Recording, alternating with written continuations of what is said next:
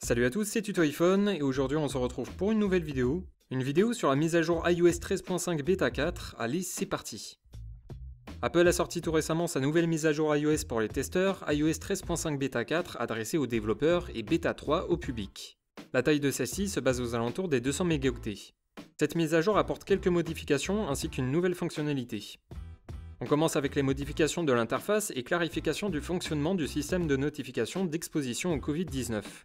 Depuis les réglages, confidentialité, santé, puis dans l'option d'exposition au Covid-19, l'interface a quelque peu changé, donnant ainsi de plus amples informations sur son fonctionnement.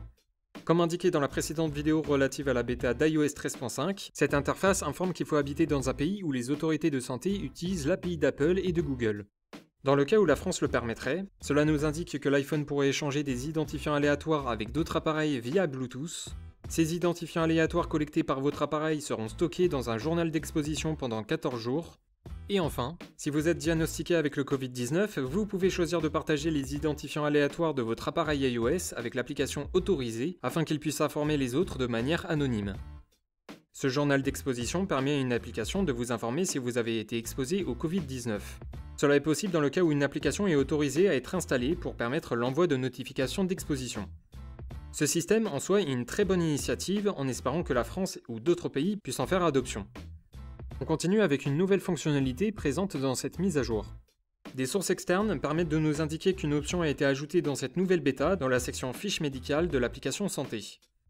Cette option vous donne la possibilité de pouvoir envoyer automatiquement votre fiche médicale lorsque vous déclenchez un appel d'urgence.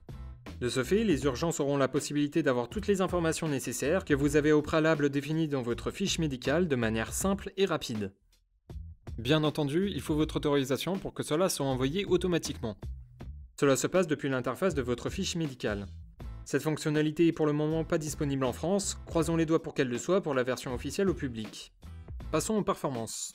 La fluidité et rapidité est, comme sur la version précédente, de bon augure. Pour ce qui est de la batterie, celle-ci reste stable. Il n'y a pas d'éventuelle chute en termes de pourcentage. Un sondage sera prévu à cet effet lorsque la version iOS 13.5 sera officiellement sortie au public. Et voilà, cette vidéo est maintenant terminée, j'espère qu'elle vous aura plu. Si c'est le cas, n'hésitez pas à laisser un petit pouce bleu ou partager la vidéo. Vous pouvez aussi laisser un commentaire pour tout renseignement. Je suis aussi disponible sur Twitter. Je vous dis à la prochaine, c'était Tuto iPhone. Salut salut!